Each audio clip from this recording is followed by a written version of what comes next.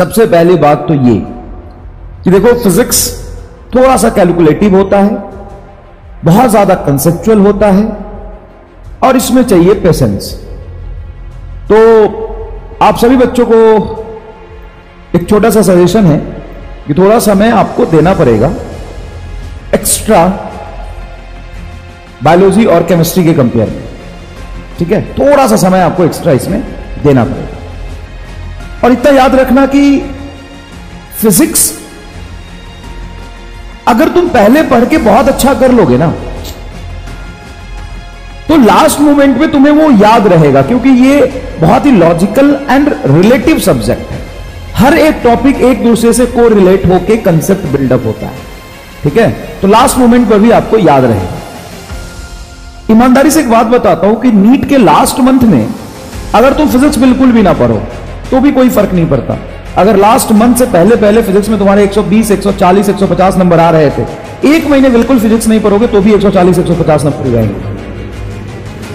लेकिन अगर बायोलॉजी में तुम्हारे 340 आ रहे हो और लास्ट के एक महीने बायोलॉजी नहीं पढ़ोगे ना, तो नंबर आ जाएंगे 150। तो देखो, हर सब्जेक्ट इक्वली इंपॉर्टेंट है, हर सब्जेक्ट का पढ़ने का तरीका अलग होता है, हर सब्जेक्ट के पढ़ने का एटीट्यूड अलग होता है, टेम्परामेंट अलग होता है। समझ में आया कि नहीं आया? लास्ट मंथ में तुमको जैसे अभी शुरू कर रहे हो ना, देखो अभी इस मंथ में अब मतलब 40 से 50% टाइम तुम दो फिजिक्स को, कंसेप्ट सीखो, नोट्स बनाओ, क्वेश्चन प्रैक्टिस करो, और बचे हुए टाइम 30% दो तुम केमिस्ट्री को, 35% और 20% दो बायोलॉजी को। जैसे जैसे ये टाइम आगे बढ़ता जाएगा, याद रखना, ध्यान से सुनना, जैसे जैसे टाइम आगे बढ़ता जाएगा फिजिक्स का टाइम कम करते जाओ। ऐसा नहीं मैं कह रहा कि फिजिक्स ही पढ़ना है तुम्हें जीवन भर, फिजिक्स का टाइम डिक्रीज करते जाओ, केमिस्ट्री का टाइम ऑलमोस्ट हमेशा इतना ही रखना, बायोलॉजी का टाइम इंक्रीज करते जाओ। अगले महीने फिजिक्स को 5% कम समय देना, बायोलॉजी को ज्यादा देना, केमिस्ट्री तो 30% पे ही टिका रहेगा हमेशा, इसको इससे ज्यादा और ना ही कम समय देना। जब तुम्हारे बोर्ड पास आएंगे या नीट के एक महीने पहले, तुम इसको टाइम देना 50% 60%, ठीक है ना? इसको देना तुम 30%, तो सर बचेंगे 20 से 10%। हाँ, इतने में ही तुम्हारा फिजिक्स का काम हो जाएगा। और ये सच है। देखो, बहुत सारे ऐसे बच्चे होते हैं जिन लोग जो लास्ट मोमेंट पे सोचते हैं कि अरे यार फिजिक्स मेरा खराब है, ठीक कर लेते हैं, तो नहीं ठीक हो सकता। लास्ट 1.5 महीने में, 2 महीने में, 3 महीने में फिजिक्स ठीक नहीं हो सकता है, लेकिन लास्ट के 2 महीने में बायोलॉजी ठीक हो सकता है। समझ में आया कि नहीं है? बायोलॉजी ठीक हो सकता है। अच्छा, तुम कितना भी रट लो, अभी चाहे कितना भी रट लो, कितना भी अरेंज बना लो, अरेंज कर लो सब्जेक्ट को, बायोलॉजी को कितना भी रट लो, फिर भी लास्ट के 1 महीने रटना ही पड़ेगा। समझ में आया कि नहीं है? लास्ट के 1 महीने आपको रटना ही पड़ेगा। फिर बायोलॉजी में क्यों नहीं पढ़ा? अरे ऑलरेडी 30% टाइम बहुत है ना, 3 सब्जेक्ट है ना, फिजिक्स, केमिस्ट्री, बायोलॉजी, तो उसे बांटोगे तो 30 के ऑलमोस्ट ही तो आएंगे ना। तो इसको पहले से ही फिक्स कर दिया ना, कह रहा केमिस्ट्री की क्या गलती, कोई गलती नहीं इसकी, इसको पहले से ही फिक्स कर दिया यहां पे। दूसरी बात, कई बार मैं बहुत सारी ऐसी बातें बोलता हूं जिसको दिल पे नहीं लेना है।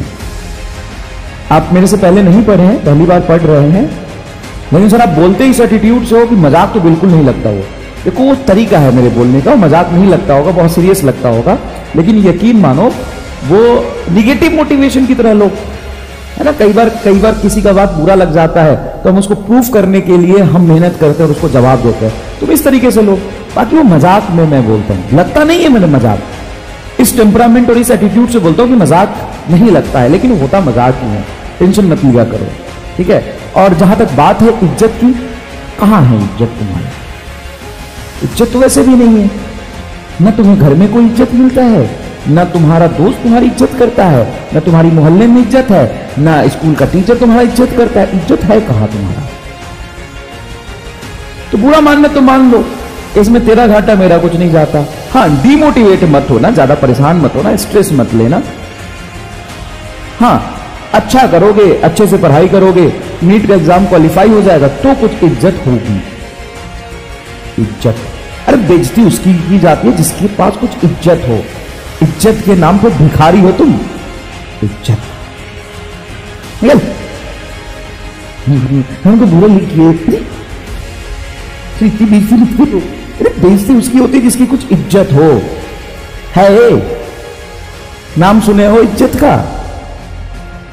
तुम्हारी शकल खराब, तुम्हारी बुद्धि नहीं है, घर में कोई ढंग से बात नहीं करता, बाहर कोई तुमसे दोस्ती नहीं करता, पूरी दुनिया तुमको करती इग्नोर।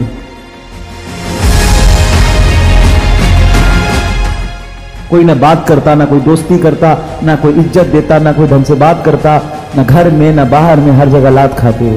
काहे की इज्जत? कुछ पढ़ो, मेहनत करो, कुछ बन जाओगे तो इज्जत धीरे धीरे मिल जाए। चलो, तो आज